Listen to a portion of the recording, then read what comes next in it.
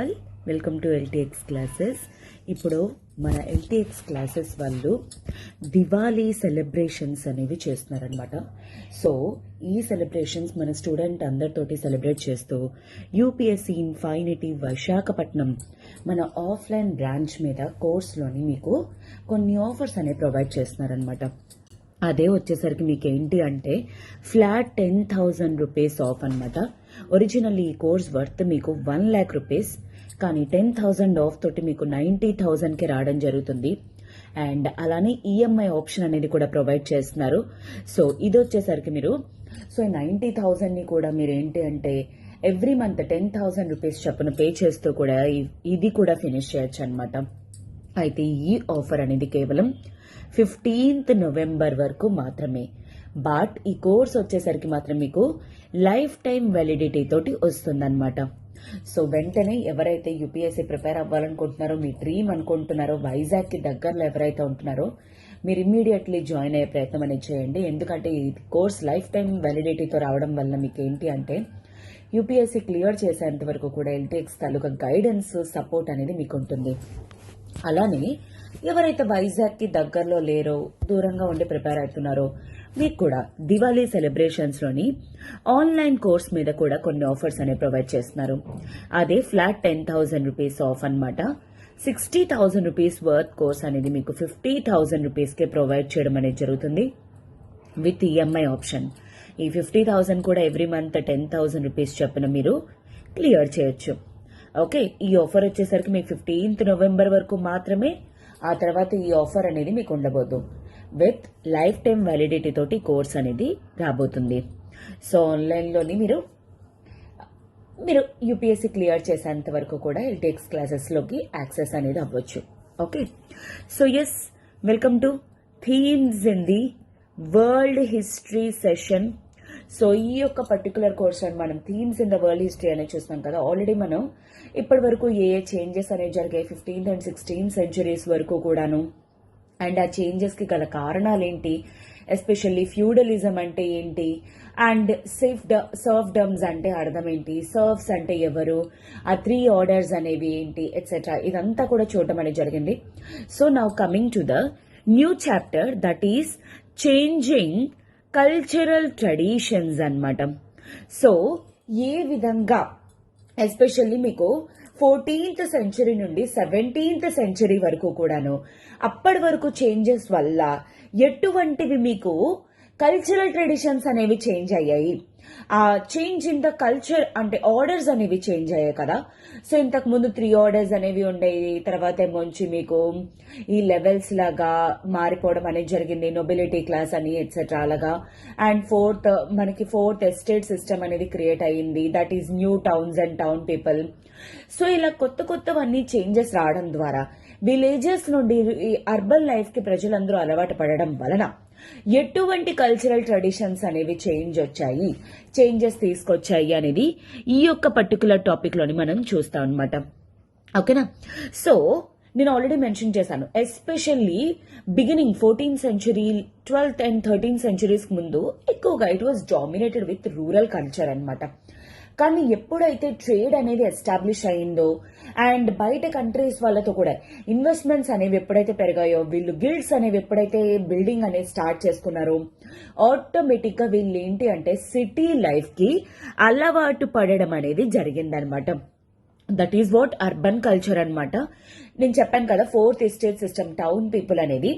So town people అందరూ కూడా ఇప్పుడు పర్టికులర్లీ ఆ ఏరియాస్ వచ్చేసరికి మీకు ఫ్లోరెన్స్ కానీ, వెనిస్ కానీ, రోమ్ కానీ, ఎస్పెషల్లీ ఇటలీలోనమాట. These are the centres of especially urban culture కనమాట. ఎందుకంటే అక్కడే చాలా వరకు కూడా ఇన్వెస్ట్మెంట్స్ అనేవి లొకేట్ అయి ఉండడం వల్ల. ఇప్పుడు ఫర్ ఎగ్జాంపుల్ మన ఇండియాలోకి ఢిల్లీ కానీ ఆర్ అదర్వైజ్ ముంబై, హైదరాబాద్ ఇలా తీసుకోండి. ఎందుకు ఎస్పెషల్లీ ఈ ప్లేసెస్ లోనే? Because lots and lots of investments are coming in to that areas అనమాట. సో అదే విధంగా రోమ్, ఈ ఫ్లోరెన్స్ లో కానీ ఇక్కడ ఏంటి అంటే ఈ బిజినెస్ పీపుల్ వాళ్ళ దగ్గర ఏవైతే ఎక్స్ట్రా అమౌంట్ అనేది ఉండిందో అది చర్చెస్ మీద ఇన్వెస్ట్ చేయడం కానీ, బిజినెసెస్ మీద ఎక్స్పాన్షన్ మీద కానీ అలా యూజ్ చేయడం అనేది జరిగింది. అందుకే ఈ పర్టికులర్ ఏరియాస్ లోని మెయిన్ ఎస్పెషల్లీ ఆ అర్బన్ కల్చర్ రిచ్నెస్ అనేది కనబడడం అనేది జరిగిందనమాట. ఓకేనా. అండ్ అదే విధంగా ఈ టౌన్స్ వచ్చేసరికి ఆర్ట్ అండ్ లెర్నింగ్ కి కూడా సెంటర్స్ కింద మారిపోయాయి అనమాట. ఇంకా అప్పటి నుండి కొత్త కొత్త ఎడ్యుకేషన్ నేర్చుకోవడం కానీ, పెయింటింగ్స్ అని, డిఫరెంట్ డిఫరెంట్ ఆర్ట్స్ అవి ఎట్సెట్రా ఇవన్నీ కూడా స్టార్ట్ అవ్వడం అనేది జరిగిందనమాట. And especially books and prints అనేవి ఇంకా ప్రజలకి అవైలబిలిటీలోకి రావడం జరిగింది. సో ఒకరి తాలూకా థాట్స్ అనేవి మిగతా వాళ్ళకి కూడా రీచ్ అవ్వడం త్రూ బుక్స్ అనేది స్టార్ట్ అయిందనమాట. ఓకేనా. And people concentrated on modern world అన్నమాట. సో గ్రీక్స్ రోమన్స్ లాగా కాకుండా ఇప్పుడు వాళ్ళు కొత్తగా ఇంకా కొత్త వరల్డ్ అనేది క్రియేట్ అయింది. We should use this new technology opportunities అని ప్రజలందరూ కూడా ఆసక్తికరంగా చూస్తూ ఉండేవారనమాట. ఇంకా అదంతా కూడా స్టార్ట్ అయింది this modern world. Okay, especially A time period లో 14th నుండి 15th, 16th, 17th సెంచురీ వరకు కూడా జరిగిన చేంజెస్ అన్నమాట. ఓకే, సో ఇంతకు ముందు వరకు కూడా రిలీజియన్ అనేది ఎస్పెషల్లీ ఎవరైతే రూలర్స్ ఉంటారో, అథారిటీస్ వాళ్ళు ఉంటారో వాళ్ళు ఇంపోజ్ చేయడం అనేది జరిగింది. కానీ ఇప్పుడు రిలీజియన్ అనేది ఒక పర్సనల్ థింగ్ అయిపోయింది. యాజ్ లైక్ మనకి ఇప్పుడు ఎలాగా మన ఆర్టికల్ 25, 26, 27, 28 లో మనం చూస్తాం, right to freedom of religion అని చెప్పేసి. అదే విధంగా దట్ మోడర్న్ కాన్సెప్ట్ అనేది స్టార్ట్ అయింది. సో ఒకరు బయటకి చెప్పేది కాదు, ఒకరు ఇంపోజ్ చేస్తే వచ్చేది కాదు. ఒక పర్సన్ రిలీజియన్ అనేది వాడు ఏది ఫాలో అవుతాడు, ఏది బిలీవ్ చేస్తాడు అనేది ఆ యొక్క పర్టికులర్ పర్సన్ కి సంబంధించిన థింగ్ అనేది చెప్పేసి ఇంకా ఇండివిజువల్ స్టార్ట్ చేశాడనమాట. ఓకేనా. సో అప్పటి వరకు కూడా చర్చ్ తాలూకా, ఎందుకంటే చర్చ్ లో పోప్స్ కానీ, ఫాదర్స్ కానీ వీళ్ళందరూ కూడా చాలా వరకు కూడా మనీ కోసం, వాటి కోసం ప్రజల్ని మోసం చేస్తూ ఉండేవారు.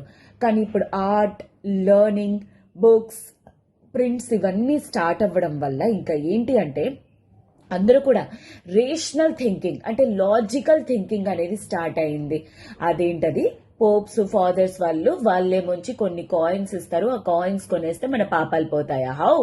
అలాంటప్పుడు నేను కూడా పోయి ఒకరిని చంపేస్తాను, సంథింగ్ ఇలా ఎవరెవరినో చంపేస్తాను, మర్డర్ చేస్తాను, ఆ తర్వాత నేను కూడా వెళ్లి ఆ కాయిన్స్ కొనేసుకుంటే అయిపోతుందా? వాడు ఆస్తంతా కూడా నేను ఎలాగా తీసుకుంటానుగా చంపేస్తే. So this is what logical reasoning అనేది స్టార్ట్ అవ్వడం జరిగిందనమాట. సైంటిస్ట్ వాళ్ళందరూ కూడా క్రిటిసైజ్ చేయడం అనేది జరిగింది. ఇన్ఫాక్ట్ అప్పటి వరకు కూడా ఏదైతే ఎర్త్ అనేది సెంటర్ గా ఉండింది అంటే జియో సెంట్రిక్ నుండి సోలార్ సెంట్రిక్ లోకి స్టార్ట్ అవ్వడం అనేది జరిగిందనమాట. సో కొత్త జియోగ్రఫీ, కొత్త కల్చర్స్ ఎట్సెట్రా ఇవంతా కూడా స్టార్ట్ అయ్యే రేషనల్ థింకింగ్ అనేది స్టార్ట్ అయింది. ప్రజల తాలూకా ఆలోచన విధానాలు అనేవి మారడం అనేది జరిగిందనమాట. సో ఈ విధంగా ఎస్పెషల్లీ చాలా చేంజెస్ అనేవి రావడం స్టార్ట్ అయింది. కల్చరల్ ట్రెడిషన్స్ మెయిన్లీ ఇంప్రొవైజ్ అవ్వడానికి గల reason this knowledge and education. And especially ఈ యొక్క పర్టికులర్ ఫేజ్ ని మనం ఏమని అంటాము, లిటరల్లీ సైంటిస్ట్ ఆర్ యూరోపియన్స్ దీన్ని రినైజెన్స్ అని అంటారు. సో రినైజెన్స్ అంటే అర్థం ఏంటి, లిటరల్ గా చెప్పాలంటే రీబర్త్ అని అర్థం అన్నమాట. సో ఈ యొక్క పర్టికులర్ టైం పీరియడ్ లోని ప్రజలందరూ కూడా మళ్ళా పుట్టడం అనేది జరిగింది. మేడం మళ్ళా పుట్టడం ఏంటి? సో దిస్ ఈజ్ వాట్, అప్పటి వరకు వాళ్ళ ఆలోచనలు ఏవైతే ఉన్నాయో అవన్నీ కూడా సైంటిస్ట్ వాళ్ళ ఇన్ఫ్లుయెన్స్ ద్వారా అండ్ ఈ ఆర్టిస్ట్ వీళ్ళందరి తాలూకా ఇన్ఫ్లుయెన్స్ వల్ల ప్రజలందరూ కూడాను కొత్తగా ఆలోచించడం అనేది స్టార్ట్ అయింది. ఆ కొత్తగా ఆలోచించే పీరియడ్ ని రెనైజెన్స్ ఆర్ రీబర్త్ అంటారు. ఎస్పెషల్లీ ఈ రెనైజెన్స్ అనేది దేని వల్ల స్టార్ట్ అయింది? Do remember that because of rational thinking. ఓకేనా. సో ఎస్పెషల్లీ హిస్టోరియన్స్ వచ్చేసరికి మెయిన్ ఈ స్విస్ స్కాలర్ మీద ఎక్కువగా ఫోకస్ చేయడం అనేది జరిగింది. అతని పేరే జాకోబ్ బుచ్కార్ట్ అన్నమాట. సో ఇతను స్విట్జర్లాండ్ యూనివర్సిటీలోని ప్రొఫెసర్ అన్నమాట. ఇన్ఫాక్ట్ ఆ తర్వాత తను కూడా ఒక స్టూడెంట్, తర్వాత ప్రొఫెసర్ కింద మారిన తర్వాత చాలా వరకు కూడాను చాలా పేపర్స్, పాలసీస్, బుక్స్ అవన్నీ కూడా రాయడం జరిగింది. అండ్ గవర్నమెంట్ డిపార్ట్మెంట్స్ కూడా చాలా వరకు తన పేపర్స్ అవన్నీ కూడా పంపించమని జరిగిందనమాట. సో చాలా వరకు కూడాను అంటే అకార్డింగ్ టు దిస్ పర్సన్ ఈ బుచ్ కార్డ్ ప్రకారంగా ఏంటి అంటే గవర్నమెంట్స్ అనేవి ఎక్కువగా కల్చర్ మీద వీటి మీద ఫోకస్ చేస్తున్నాయి తప్ప పాలిటిక్స్ మీద సొసైటీ మీద ఫోకస్ చేయట్లేదని చెప్పేసి చాలా వరకు కూడా క్రిటిసైజ్ చేయడం అనేది జరిగింది. సో అందుకే 1860లోని ఇతను ఒక బుక్ రాయడం అనేది కూడా జరిగింది. Do remember this. ఇలాంటి పాయింట్స్ హైలైట్ చేసుకోవడానికి ట్రై చేయండి. నేను ఎక్కడైనా హైలైట్ చేస్తున్నాను అంటే మీరు కూడా వాటిని హైలైట్ చేసుకోవడానికి ట్రై చేయండి. So okay, so the civilization of the renaissance in Italy అనమాట. సో ఈ బుక్ రాసిన తర్వాత అతనికి ఒకేసారి అతని మీద అటెన్షన్, ఫోకస్ ఇదంతా కూడా ఇంక్రీజ్ అవ్వడం అనేది జరిగిందనమాట. ఎందుకంటే సో కొత్త హ్యూమనిస్ట్ కల్చర్ ఏదైతే ఉందో అది ఏ విధంగా ఇటాలియన్ టౌన్స్ ని ఇన్ఫ్లుయెన్స్ చేసింది, ఏ విధంగా బిల్డ్ అయింది, డెవలప్ అయింది అనే పర్టికులర్ థింగ్స్ అనేవి ఈ యొక్క పర్టికులర్ బుక్ లోని మెన్షన్ చేయడం అనేది జరిగిందనమాట. ఓకేనా. సో నెక్స్ట్ వచ్చేసరికి ఏంటి అంటే మీకు రివైవల్ ఆఫ్ ఇటాలియన్ సిటీస్. అప్పటి వరకు అంటే అపార్ట్ ఫ్రమ్ రోమ్, ఫ్లోరెన్స్, వెన్నీస్ కాకుండా ఇంకా మిగతా సిటీస్ అనేవి కూడా ఏ విధంగా రివైవ్ అయ్యేవి అనేవి కూడా చెప్పడం జరిగింది. ఓకే, రోమన్ ఎంపైర్ అనేది పడిపోయిన తర్వాత చాలా వరకు కూడాను చాలా సిటీస్ అనేవి అవన్నీ కూడా టౌన్స్, సిటీస్ ఇవన్నీ కూడా పడిపోవడం అనేది జరిగిందనమాట. అయితే ఆ తర్వాత ఎవ్వరు కూడాను ఈ పడిపోయిన ఎంపైర్ ఏదైతే ఉందో దాన్ని యూనిఫై చేయడానికి ఎవ్వరూ కూడా రాలేదన్నమాట. And the pope was in Rome who was sovereign in his own state was not a strong political figure. Even though pope అనే అతను ఉన్నా సరే అతను బికాస్ ఆఫ్ స్ట్రాంగ్ కాకపోవడం వల్ల అప్పుడు పడిపోయిన ఎంపైర్స్ అనేవన్నీ కూడాను యూనిఫై చేయలేకపోయారనమాట, ఎవరు చేయలేకపోయారనమాట. అయితే వెస్ట్రన్ యూరప్ వచ్చేసరికి డామినేషన్ ఫ్యూడల్ బాండ్స్ అనమాట. అండ్ తర్వాత అవంతా కూడాను లాటిన్ చర్చ్ తోటి మొత్తం అంతా కూడా యూనిఫై అవ్వడం అనేది జరిగింది. సో ఆ విధంగా వెస్ట్రన్ యూరప్ అనేది డెవలప్ అయిందనమాట ఎస్పెషల్లీ. అండ్ యూరప్ తాలూకా ఈస్టర్న్ ఎంపైర్ వచ్చేసరికి బైజంతీన్ ఎంపైర్ కంట్రోల్లోని అండ్ ఇస్లాం అనేది కామన్ కల్చరల్ సివిలైజేషన్ లోని క్రియేట్ చేయడంలోనే ఉండిందనమాట. సో ఆ విధంగా ఇటలీ అనేది ఎస్పెషల్లీ ఈస్ట్ వెస్ట్ కింద మెయిన్ డివైడ్ అయిపోయి ఉండడం వల్ల చాలా వరకు కూడాను కల్చరల్ డిఫరెన్సెస్ అనేది ఇటలీలోనే ఉండడానికి గల కారణం అనమాట. వెస్ట్ వచ్చేసరికి ఫ్యూడల్ బాండ్స్, చర్చ్ తాలూకా కంట్రోల్. ఈస్ట్ వచ్చేసరికి దిస్ ఇస్లాం అండ్ బైజంతీన్ ఎంపైర్ తాలూకా కంట్రోల్లో ఉండింది. సో దాని వల్ల ఏంటి అంటే ఆ కల్చరల్ డిఫరెన్సెస్ అనేవి రావడం జరిగిందనమాట. అయితే ఇన్ఫాక్ట్ బైజంతీన్ ఎంపైర్ లో ట్రేడ్ అనేది ఎక్స్పాన్షన్ అయ్యింది అండ్ ఇస్లామిక్ కంట్రీస్ కూడాను ఇటాలియన్ కోస్ట్ మీద అథారిటీ అనేది సంపాదించుకోవడం జరిగిందనమాట. అండ్ ఈవెన్ 12th century నుండి ఫర్ ఆల్ మీకు గుర్తున్నట్టే మంగోల్స్ వాళ్ళు ఏంటి అంటే చైనా తోటి వాటితోటి ట్రేడ్ అనేది ఇటలీ వాళ్ళకు ఓపెన్ అప్ చేయడం అనేది జరిగింది. ఎస్పెషల్లీ ఆ టైంలో ఇంప్రవైజ్ అయిన ట్రేడ్ ఏంటి, సిల్క్ ట్రేడ్ అన్నమాట. అందుకే దాన్ని సిల్క్ రూట్ అని కూడా అంటారు. సో ఈ విధంగా ఏంటి అంటే వెస్ట్రన్ కంట్రీస్ తోటి ట్రేడ్ అనేది ఓపెన్ అయింది, ఈస్టర్న్ కంట్రీస్ తోటి లిటిల్ బిట్ మాత్రమే అన్నమాట. ఓకేనా. సో ఈ విధంగా కల్చరల్ డిఫరెన్సెస్ కానీ ఎట్సెట్రా ఇవన్నీ కూడా ఈస్ట్ అండ్ వెస్ట్ లో జరగడం అనేది జరిగింది. ఓకే. అండ్ ఈ ట్రేడ్ లో వచ్చేసరికి ఇటాలియన్స్ అనే వాళ్ళు మెయిన్ క్రూషియల్ రోల్ అనేది ప్లే చేయడం అనేది జరిగిందనమాట. అయితే బట్ ఈవెన్ దో ట్రేడ్ అదంతా కూడా స్టార్ట్ అయినా సరే ఇంకా పవర్ఫుల్ ఎంపైర్ కానీ కింగ్ సిస్టమ్ కానీ ఇవంతా కూడా అంత ఫాస్ట్ గా ఫ్లరిష్ అవ్వలేదన్నమాట. సో అందుకే దే నో లాంగర్ అంటే ఇంకా వాళ్ళు పవర్ఫుల్ కాదు అని వాళ్ళే ఫీల్ అవ్వడం అనేది స్టార్ట్ అయింది. బట్ వాళ్ళు ఏంటి ఒక ఇండిపెండెంట్ సిటీ స్టేట్ కింద స్టార్ట్ అయ్యారనమాట. అందులోని మెయిన్ సిటీ స్టేట్స్ వచ్చేసరికి 2 మెయిన్ వచ్చేసరికి ఒకటి ఫ్లోరెన్స్, ఇంకొకటి వెన్నీస్ అన్నమాట. అయితే ఇవి ఈ 2 పార్ట్స్ కూడాను సిటీసే కానీ అవే స్టేట్స్ లాగా ఉండేవి. దాన్నే సిటీ స్టేట్ కాన్సెప్ట్ అని అంటారు. అయితే వీళ్ళు ఈ 2 ప్లేసెస్ వెన్నీస్ ఇంకా ఫ్లోరెన్స్ ఈ 2 పార్ట్స్ ఏవైతే ఉన్నాయో ఆ 2 పార్ట్స్ ఇండివిజువల్ ప్రిన్సెస్ అనేవి కంట్రోల్ చేసుకునేవారు. వై? బికాస్ ఇప్పుడు టోటల్ ఈస్ట్ వెస్ట్ అంతా కూడాను ఇటలీ అంతా కూడా డివైడ్ అయిపోవడం జరిగింది. యూనిఫైడ్ గా ఏ పార్ట్స్ అనేవి లేవు. Do remember that. మీకు డౌట్ వచ్చే ఉండాలి మేడం అలాంటప్పుడు ఇటలీ అని ఎందుకు అంటున్నారు? సో బికాజ్ మనకి అండర్స్టాండింగ్ కోసం ఎన్సీఆర్టీ వాడు ఈస్ట్ అండ్ వెస్ట్ చెప్తున్నాడు. But at that time Italy అనేది యూనిఫైడ్ గా లేదు. Do remember that. వెస్ట్ వచ్చేసరికి పోప్ కంట్రోల్, ఈస్ట్ వచ్చేసరికి ఇస్లాం వాళ్ళ కంట్రోల్లోని అలా ఉండడం అనేది జరిగింది. ఈవెన్ దో ట్రేడ్ అది డెవలప్ అవుతున్నా సరే యూనిఫికేషన్ అనేది లేదు. అండ్ దట్టు కొన్ని పార్ట్స్ వచ్చేసరికి ఇండిపెండెంట్ డిక్లరేషన్స్, అందులోని main 2 empires this Venice and Florence అనమాట. Even though they are towns, అవి ఒక ఇండివిజువల్ సిటీస్ అయినా. ఫర్ ఎగ్జాంపుల్ ఇప్పుడు ముంబై కోల్కతా తీసుకోండి. సో ముంబై కోల్కతా అనేది parts of India, parts of Maharashtra and West Bengal. కాకపోతే ఇప్పుడు అవే కొత్త స్టేట్స్ లాగా క్రియేట్ అయ్యాయి. ముంబై ఇప్పుడు ఒక రాజు కంట్రోల్లోని, కోల్కతా ఒక రాజు కంట్రోల్లోని. ఆ విధంగా టోటల్ గా ఒక రాజు ఉన్నారు సరే, వీళ్ళు ఇండిపెండెంట్ ప్రిన్సెస్ కింద రూల్ చేస్తూ ఉండేవారు, ఫ్లోరెన్స్ అండ్ వెనిస్ అన్నమాట. ఓకేనా. అండ్ ఇంకొక one of the most important city వచ్చేసరికి ఏంటి అంటే వెనిస్, అండ్ ఇంకోటి వచ్చేసరికి జెనోవా అన్నమాట. సో యూరప్ తోటి అదర్ పార్ట్స్ తో కంపేర్ చేసుకుంటే they were different. But clergy people ఎవరైతే అంటే ప్రీస్, పోప్స్, వీళ్ళు ఎవరైతే ఉంటారో అక్కడ డామినెంట్ వాళ్ళు ఉండేవారు అనమాట. సో అక్కడ ఫ్యూడల్ లార్డ్స్ కానీ కింగ్స్ కానీ వాళ్ళందరూ కూడా పవర్ఫుల్ కాదు. And rich merchants and bankers ఎవరైతే ఉంటారో వీళ్ళు సిటీని గవర్న్ చేయడంలో కానీ మెయింటైన్ చేయడంలో కానీ ఎస్పెషల్లీ క్రూషియల్ రోల్ ప్లే చేసేవాళ్ళు. ఎందుకంటే టోటల్ ఇన్వెస్ట్మెంట్స్ అనేది తీసుకొచ్చేవి వీళ్ళే కదా ఆబ్వియస్లీ. అండ్ ఈ విధంగా ఏంటి అంటే వీళ్ళల్లో స్టార్ట్ అయిన కాన్సెప్టే సిటిజన్షిప్ కాన్సెప్ట్ అన్నమాట. ఈవెన్ వెన్ దిస్ టౌన్స్ అనేవి మిలిటరీ డెస్పోట్స్ కంట్రోల్లో ఉన్నా సరే, ఈ టౌన్ పీపుల్ ఎవరైతే ఉన్నారో ఎస్పెషల్లీ వాళ్ళు సిటిజన్స్, వాళ్ళకి మెయిన్ అథారిటీ అనేది ఉంటుంది అనేది, అలాంటి థాట్ అనేది మాత్రం పోకుండా పోలేదన్నమాట. అండ్ ఎస్పెషల్లీ కార్డినల్ గ్యాస్పరో కంటరెని ఇతను సిటీ స్టేట్ అనేది ఏ విధంగా ఎవాల్వ్ అయ్యింది ఎట్సెట్రా అని చెప్పేసి ఒక బుక్ రాయడం అనేది జరిగింది. అదే the Commonwealth and the government of Venice 1534. So ఈ యొక్క పర్టికులర్ బుక్ లోనే ఏంటి అంటే అతని తాలూకా ఫీలింగ్స్ ఏంటి, అండ్ తర్వాత అతను ఎక్స్పీరియన్స్ చేసింది ఏంటి, గవర్నమెంట్ ఏ విధంగా ఫార్మ్ అయింది ఎట్సెట్రా, ఇదంతా కూడా ఈ యొక్క బుక్ లో మెన్షన్ చేయడం అనేది జరిగింది. ఓకేనా.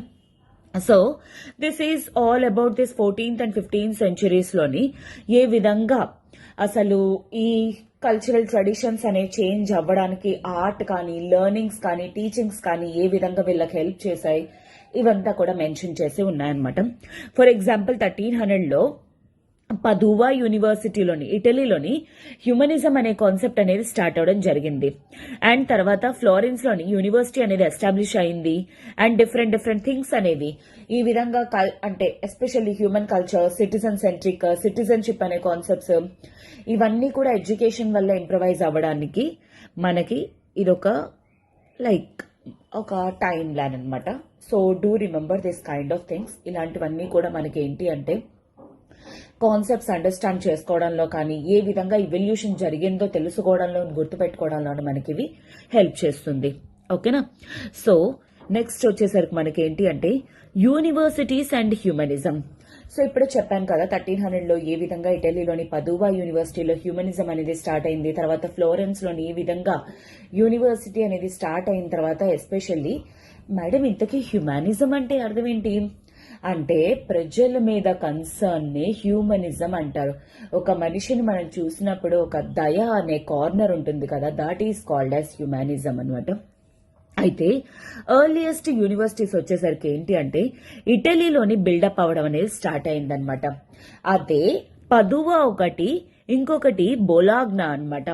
సో లీగల్ స్టడీస్ అప్పటికే స్టార్ట్ అయ్యాయి అనమాట. కానీ తర్వాత 1300 నుండి ఈవెన్ హ్యుమానిజం అనేది కూడాను టీచ్ చేయడం అనేది స్టార్ట్ అయింది. ఎక్కడ? ఎస్పెషల్లీ పదువాలోని. పదువా ఎక్కడ లొకేట్ అయ్యింది? ఇటలీ అన్నమాట. అండ్ కామర్స్ వచ్చేసరికి మెయిన్ చీఫ్ యాక్టివిటీ అన్నమాట సిటీలోని.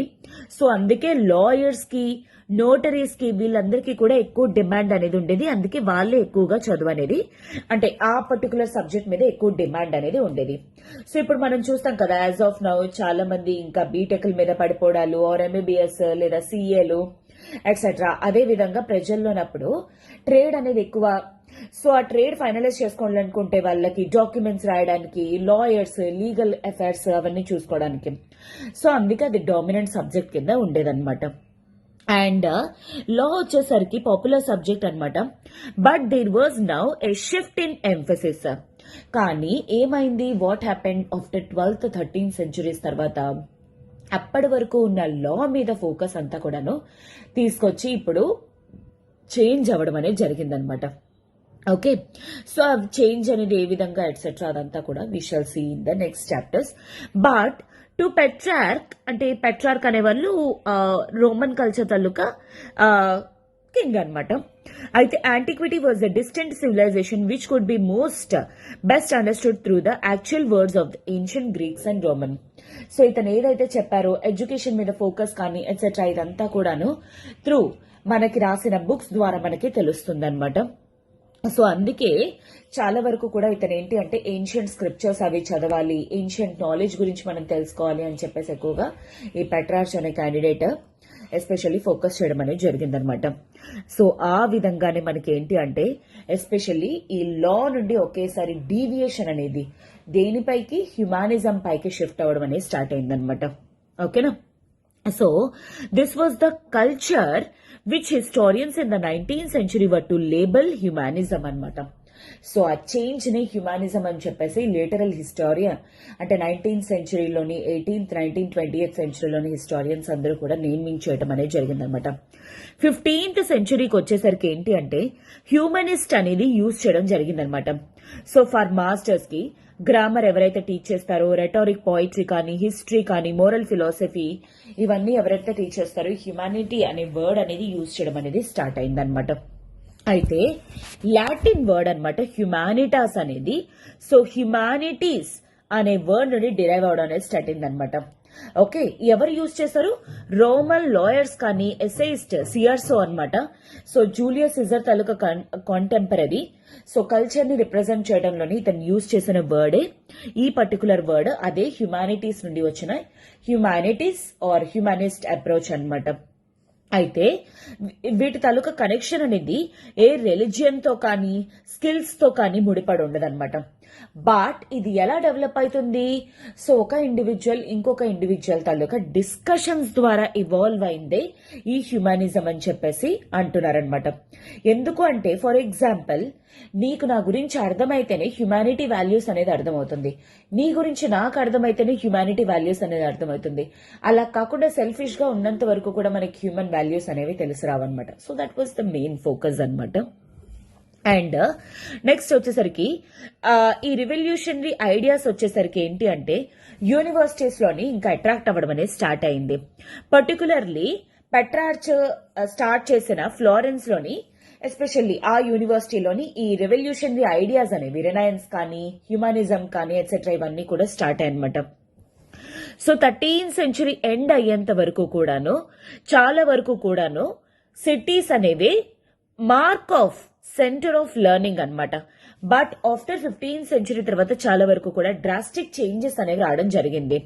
సో అప్పటి నుండి కూడాను ఏ సిటీ అనేది great citizens as much as it's by it's wealth అనమాట.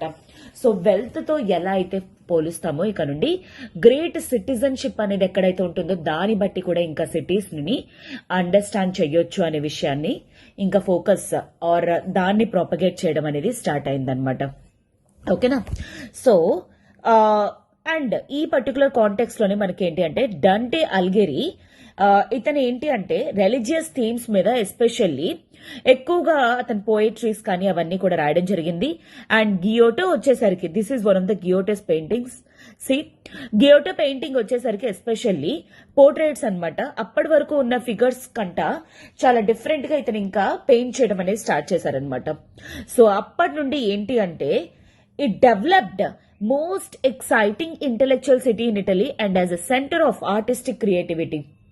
దీని ద్వారా పెట్రార్చ్, గియోటో, డంటే అలిగిరి వీళ్ళ తాలూకా కాంట్రిబ్యూషన్స్ వల్ల ఫ్లోరెన్స్ అనేది ఎస్పెషల్లీ సిటీ ఆఫ్ లెర్నింగ్ కింద కానీ or otherwise centre of creativity కింద ఇంకా కొత్త కొత్త థాట్స్, కొత్త కొత్త విధానాల్లో ఆలోచించడం అనే కాన్సెప్ట్, ఆ క్రియేటివిటీ అనేది స్టార్ట్ అయిందనమాట. So the term Renaissance man is often used to describe a person with many interests and skills. Renaissance అనేది ఏ విధంగా అయితే మనకి మెంటలీ ఇంపార్టెంట్ టర్మినాలజీలో. అలానే ఒక పర్సన్ కొత్త ఇంట్రెస్ట్, కొత్త స్కిల్స్ తో ఉన్న వాళ్ళైతే వాళ్ళని రినైజన్స్ మ్యాన్ కింద ఇంకా చెప్పడం అనేది స్టార్ట్ అయిందనమాట. Because many of the individuals వీళ్ళందరూ కూడాను చాలా వరకు కూడా డిఫరెంట్ పార్ట్స్ కి సంబంధించిన వాళ్ళు, అండ్ వీళ్ళు కూడా scholar, diplomat, theologian, artist combined in one. చూసారా అప్పట్లో ఎంత నాలెడ్జ్ అనేది ఉండిందో ఇండివిజువల్ పర్సన్స్ కి. కానీ ఇప్పుడు చూడండి, మనం 10th వరకు చదవడానికే నలిగిపోతాం. ఆ తర్వాత నుండి ఎంత వేగంగా సింగిల్ సబ్జెక్ట్స్ వచ్చేస్తాయనే ఆలోచిస్తాం అనమాట. ఓకేనా? So now we shall see the humanist view of history అనమాట. హ్యూమనిస్ట్ అనే వాళ్ళు actually thought they were restoring true civilization after centuries of darkness. So humanist అంటే దీని మీద స్టడీ చేసే వాళ్ళు వీళ్ళు ఏమనుకుంటున్నారంటే, సో ప్రెసెంట్ టోటల్ కంట్రీ అంతా కూడా డార్క్నెస్ తోటి నిండిపోయి ఉంది. ఈ డార్క్నెస్ ని మళ్ళా ఆ పాత సివిలైజేషనల్ వాల్యూస్ ని తీసుకొని రావాలి అని చెప్పేసి దాని మీద ఎక్కువ ఫోకస్ అనేవారు పెట్టేవారనమాట. ఓకేనా? సో ఎస్పెషల్లీ ఆ డార్క్ ఏజ్ అనేది ఎప్పుడు స్టార్ట్ అయింది, రోమన్ ఎంపైర్ అనేది కొలాప్స్ అయిపోయిన తర్వాత స్టార్ట్ అయింది అని చెప్పేసి వీళ్ళు బిలీవ్ చేయడం అనేది జరుగుతుంది. సో లేటర్ స్కాలర్స్ అందరూ కూడాను unquestioningly assumed that a new age had begun in Europe from 14th century. అందుకోసమే ప్రెసెంట్ హిస్టారియన్స్ అనే వాళ్ళు 14th, 15th centuries తర్వాత కొత్త ఏజ్ అనేది స్టార్ట్ అయింది. అదే రెనైజన్స్ ఏజ్ అని చెప్పేసి బిలీవ్ చేస్తున్నారు అనమాట. Okay, the term middle ages కానీ మిడివల్ పీరియడ్ కానీ దేనికి యూజ్ చేసేవారు? Some thousands of years after the fall of Rome. Especially Rome పడిపోయిన తర్వాత అంతా కూడాను, రోమ్ ఎప్పుడైతే ఇటలీ అనేది చాలా సిటీస్ అనేవి ఎప్పుడైతే డౌన్ఫాల్ అయిపోయిందో, రోమన్ ఎంపైర్ పడిపోయిందో, అప్పటి నుండి ఇంకా చాలా వరకు కూడా ప్రజలందరూ కూడా కళ్ళు మూసుకుపోయారు. అందుకే ఫ్యూడల్ సిస్టమ్ కానీ సర్వ్డమ్స్ కానీ ఇవన్నీ రావడం జరిగింది ఎట్సెట్రా అని చెప్పేసి బిలీవ్ చేయడం జరిగింది. అండ్ మిడిల్ ఏజ్ లోకి వచ్చేసరికి చర్చ్ కి మెయిన్ ఎస్పెషల్లీ ఆ కంట్రోల్ అంతా వెళ్ళిపోయింది అని చెప్పేసి ఫీల్ అవడం జరుగుతుంది అనమాట. Okay, so the humanists use the word modern for the period from 15th century. So 15th century నుండి ఆ కొత్త ఏజ్ ఏదైతే ఉందో దాన్ని న్యూ ఏజ్ కింద ఆర్ మోడర్న్ ఏజ్ కింద రిఫర్ చేయడం అనేది జరుగుతుంది అనమాట. సో హ్యూమనిస్ట్ అనే వాళ్ళు ఈ విధంగా క్లాసిఫై చేయడం అనేది జరిగింది. సి 5th నుండి 14th century వరకు కూడా మిడిల్ ఏజెస్ అని, 5th నుండి 9th century వరకు డార్క్ ఏజ్ అని, 9th నుండి 11th వరకు ఎర్లీ మిడిల్ ఏజ్ అని, 11th నుండి 14th వరకు ద లేట్ మిడిల్ ఏజెస్ అని, 15th century onwards the modern age అనేది స్టార్ట్ అయ్యింది అని చెప్పేసి హిస్టారియన్స్ ఆర్ హ్యూమనిస్ట్ అనే వాళ్ళు బిలీవ్ చేయడం అనేది స్టార్ట్ అయిందనమాట. ఓకేనా? సో అయితే ఇప్పుడు మళ్ళా హిస్టారియన్స్ అనేవాళ్ళు ఈ డివిజన్ ఏదైతే ఇచ్చారో దాన్ని క్వశ్చన్ చేయడం అనేది స్టార్ట్ చేశారనమాట. With more research being done and more being found out అనమాట. Scholars are increasingly reluctant to make sharp divisions between centuries in terms of being culturally vibrant or otherwise. So వీళ్ళు ఏంటి అంటే present historians వాళ్ళు అంటున్నారు ఆ టైంలోని changes అనేవి culturally కొన్ని చేంజెస్ అనేవి జరగడం వల్ల వీళ్ళు డార్క్ ఏజెస్ అనే పేరు పెడుతున్నారు. కానీ ఆ డార్క్ ఏజెస్ అనే పేరు పెట్టడం అనేది ఎంతవరకు కరెక్ట్ అని చెప్పేసి క్వశ్చనింగ్ అనేది స్టార్ట్ చేశారు by the new researchers or new research methodology ద్వారా స్టార్ట్ చేశారనమాట క్వశ్చన్ చేయడం. ఎంతవరకు అది కరెక్ట్, ఎంతవరకు ఈ డివిజన్ అనేది ఎట్సెట్రా, ఎందుకంటే అంత డార్క్ ఏజ్ ఉన్నంత దారుణంగా ఏం జరిగింది ఎట్సెట్రా అని చెప్పేసి. ఓకేనా? Now coming to this part of our science and philosophy. Especially ఆ టైంలో సైన్స్ అనేది ఏ విధంగా డెవలప్ అయింది అండ్ తర్వాత ఫిలాసఫీ అనేది దాంట్లోని అరబ్స్ తాలూకు కాంట్రిబ్యూషన్ అనేది వెరీ ఇంపార్టెంట్. సో చాలా వరకు కూడా Greeks and Romans taluka writings అన్ని కూడాను అంటే మాంక్ పీపుల్ ఉంటారు కదా, వాళ్ళకి దేని మీద ఇంట్రెస్ట్ లేకుండా వాళ్ళు కొండల్లోకి గట్ట వెళ్ళిపోయి వాళ్ళ తాలూకా మెడిటేషన్స్ ఏవో చేసుకుంటారు అనుకుని మనం డిస్కస్ చేసుకున్నాం కదా. మాంక్స్, క్లర్జీ పీపుల్ వాళ్ళందరికీ కూడాను ఇవన్నీ కూడా తెలిసిందే ఈ మిడిల్ ఏజెస్ టైం పీరియడ్ లోని. మిడిల్ ఏజెస్ అంటే హ్యూమానిస్ట్ ప్రకారంగా ఏంటి 5th నుండి 14th century వరకు కూడాను. Okay, so in the 14th century many scholars Greek writers రాసినవి లైక్ ప్లేటో కానీ అరిస్టాటిల్ కానీ ఇవన్నీ కూడా ట్రాన్స్లేట్ చేయడం అనేది జరిగింది. సో అప్పటి నుండి కూడాను okay, but to the Arab translators. So actually వీళ్ళకి కాకుండా అరబ్ ట్రాన్స్లేటర్స్ ఎవరైతే చేశారో వాళ్ళకి వీళ్ళు ఎక్కువగా అంటే కాంట్రిబ్యూషన్స్ అనేవి చేయడం జరిగిందనమాట. ఎందుకంటే ఈ ప్లాటో రాసిన ఆఫ్లాటూన్ కానీ అరిస్టాటిల్ రాసిన అరిస్టో ఇన్ అరేబిక్ లో కానీ ఇవన్నీ కూడాను దిస్ అరబ్ పీపుల్ అనే వాళ్ళు ట్రాన్స్లేట్ చేయడం ద్వారా వీళ్ళకి ఎక్కువ ఫోకస్ అనేది అరబ్ తాలూకా కాంట్రిబ్యూషన్స్ కి ఎక్కువగా రికగ్నిషన్ అనేది రావడం జరిగింది. అయితే సమ్ యూరోపియన్ స్కాలర్స్ అనేవాళ్ళు read Greek in Arabic translation. The Greeks translated works of Arabic and Persian scholars for further transmission to other Europeans.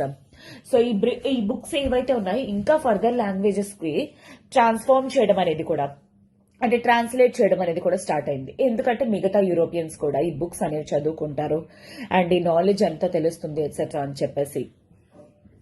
Okay, అందులోని కొన్ని మెయిన్ వర్క్స్ వచ్చేసరికి న్యాచురల్ సైన్స్ అనమాట, మ్యాథమెటిక్స్, ఆస్ట్రానమీ, మెడిసిన్, కెమిస్ట్రీ అనమాట.